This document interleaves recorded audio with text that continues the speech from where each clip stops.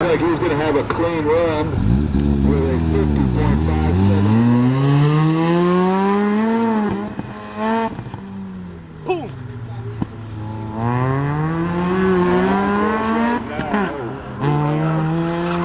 Oh shit! A little bit of looseness and a cut. Take it easy, fool. See the front? You got blown shots.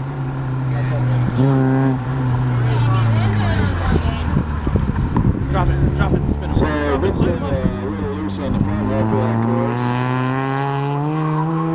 And a little loose on the back half too. But not quite as much cone carnage as he heads down to the finish.